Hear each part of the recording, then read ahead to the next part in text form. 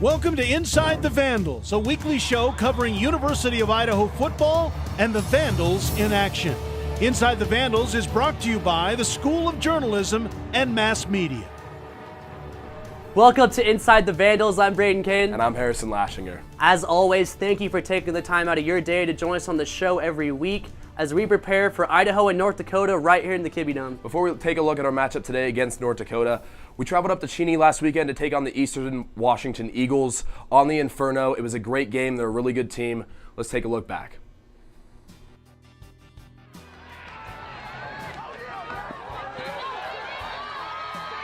The Idaho Vandals had a hard time stopping the Eastern Washington Eagles as they lost 38-14. Quarterback Coach Petrino went 20 for 28, throwing for 177 yards and 2 touchdowns. Jeff Cotton had a big day, catching 8 passes for 110 yards and catching 1 for 6. The Vandals travel back to the Kibbe Dome as they will take on the North Dakota Fighting Hawks this weekend. Coach Petrino knows how good of a team the Fighting Hawks are and thinks his team is ready for the challenge. Yeah, I think so. I think our guys will rally around that and be ready to step up and match that.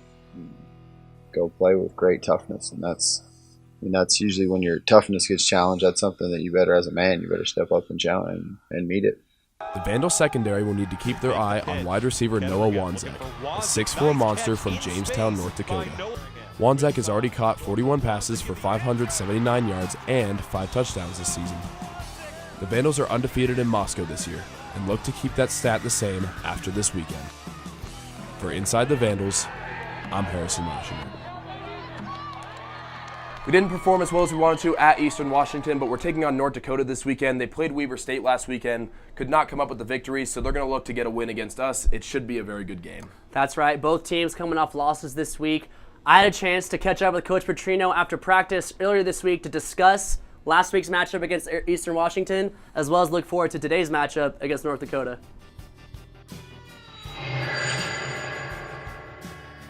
Joined now by head coach Paul Petrino. As always, Coach, thank you for taking time out of your day to join us on the show. You bet. Thanks for having me. So I'll just ask some general questions about the season to start.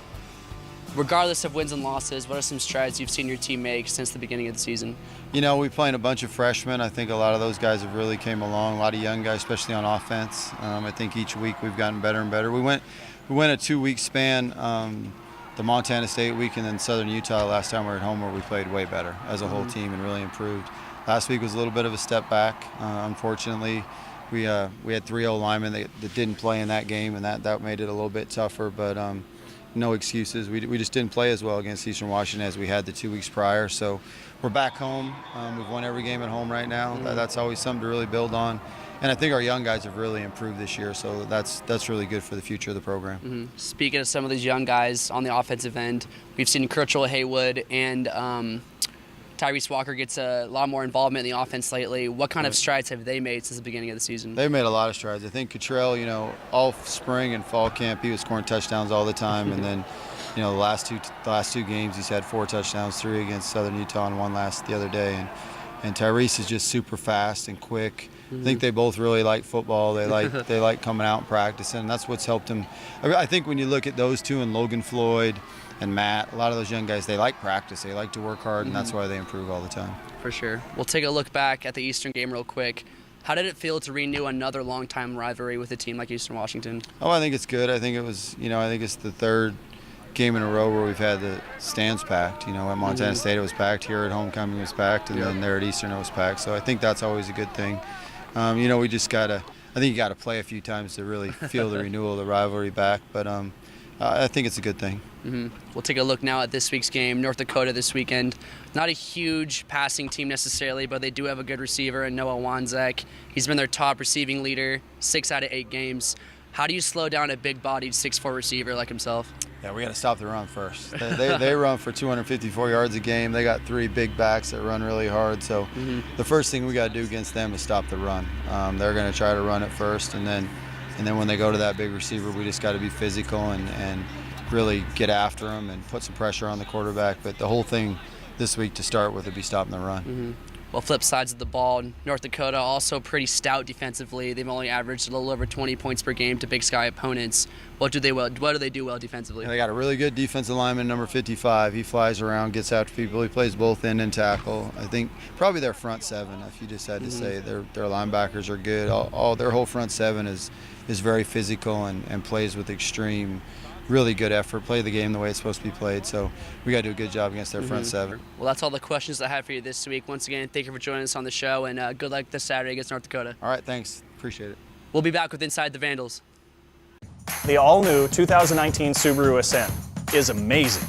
Pull a camper up to 5,000 pounds with 260 horsepower, 2.4-liter turbocharged engine, seating for up to 8 people, standard with eyesight, 19 cup holders.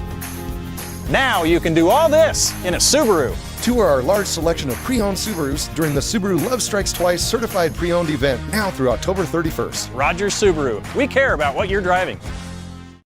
Welcome back to Inside the Vandals. As you heard from Coach Petrino, Eastern, one of the top teams in the Big Sky. The Vandals will be looking to bounce back when they play North Dakota today and stay undefeated at home. One of the players we've been watching all year is Lloyd Hightower, one of our secondary players for the Vandals.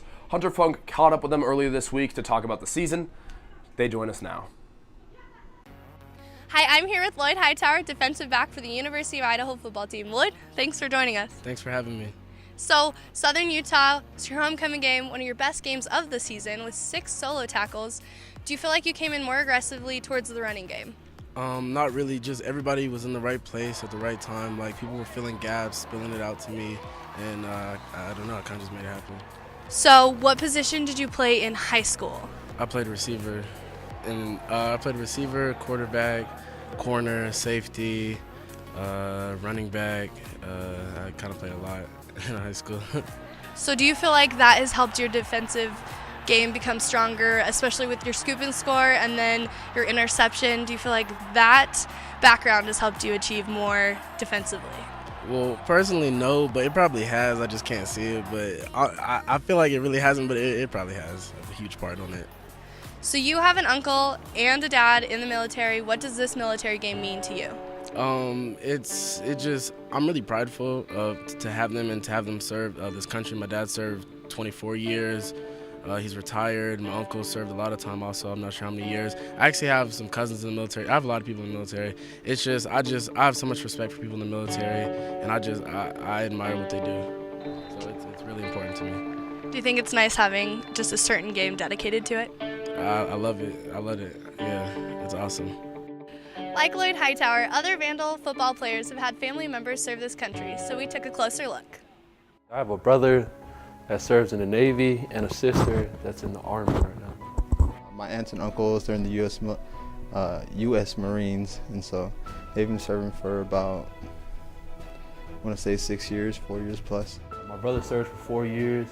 He's out now, but my sister's continuing right now. She has 4 years under her belt. One of my family members went to Afghanistan for a while, so that was pretty cool to hear about him, going out there.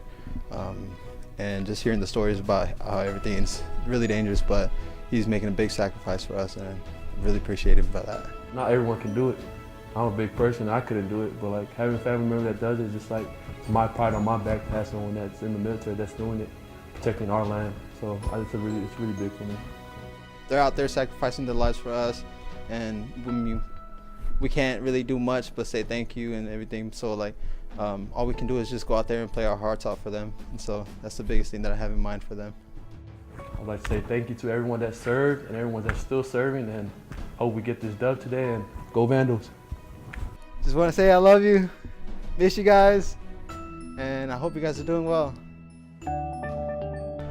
It's nice to hear from those who have had people serve for our U.S. military. And from Inside the Vandals, we just want to say thank you to everyone who has served our country.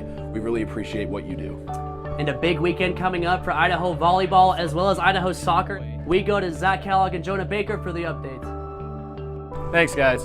And Zach, Idaho soccer team really fortunate to get a first round bye in the Big Sky tournament. What can we expect going forward? Yeah, so finishing the season with the 2 seed and that first round bye gives them time to rest and game plan. They played Northern Colorado yesterday. Let's see how that game turned out down in Ogden.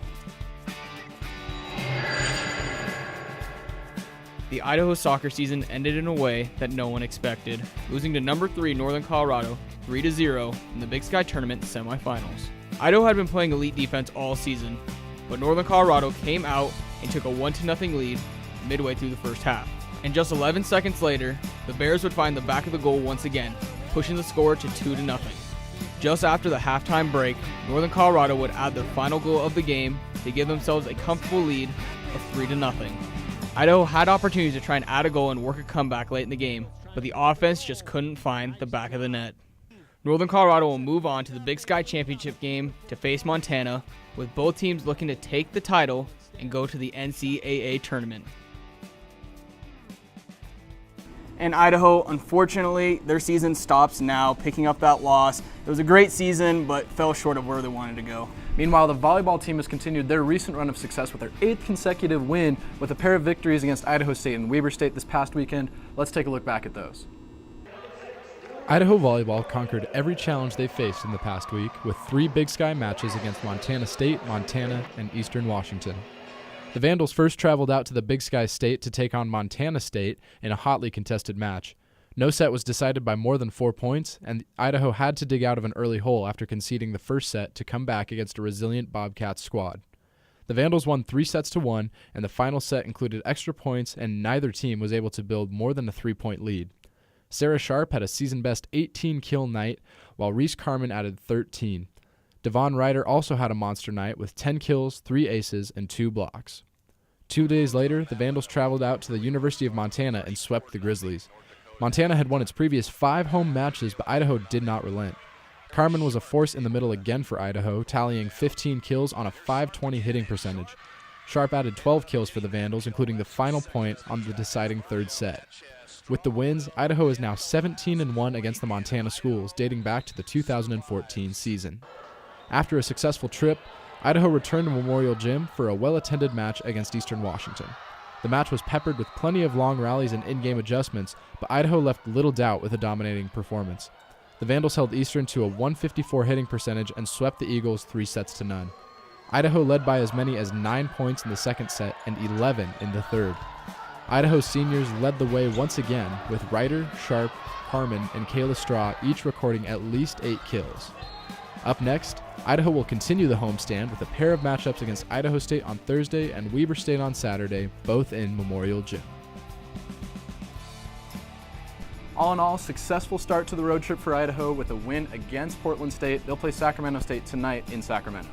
And women's basketball also started off their season. Jordan Smith was there with the coverage. Let's take a look to see how they did. Thanks, guys. In a Friday night doubleheader, the men and women faced off in an exhibition game against Lewis and Clark State College. The Idaho women took the court first, and once again, it would be one of the Splash sisters who set the tone for the night. Michaela Ferenc hit 4 threes and had 21 first-half points as Idaho cruised to a 97-56 victory over the Warriors. Ferenc ended the night with 25 points, and 4 other Vandals were able to hit double digits. All Idaho players saw time on the court tonight, including Natalie Klinker, who had 14 rebounds in Idaho's second exhibition game of the season. Idaho will be tested in their next 3 contests, which include Cal State Northridge, Stanford, and Texas Tech. It would be the first look at the Idaho Vandal men, and this young team had their hands full against a scrappy LCSC team. Idaho found themselves trailing 36-31 going into the half as the Warriors hit 7 threes in the first half.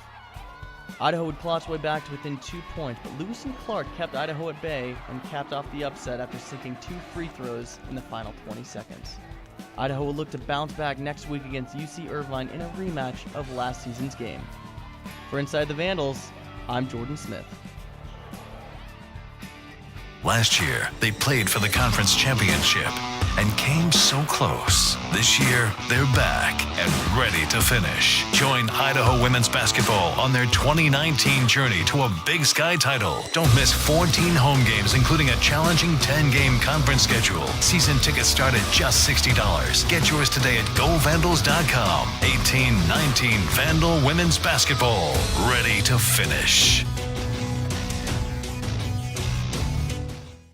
That's all the time we have for this week's show. Thank you so much for tuning in. Coming up now, North Dakota versus Idaho right here in the Kibbe Dome. Dennis Patton and Ryan Phillips with the call. For Inside the Vandals, I'm Harrison Lashinger. And I'm Braden Kane. And we'll see you next week.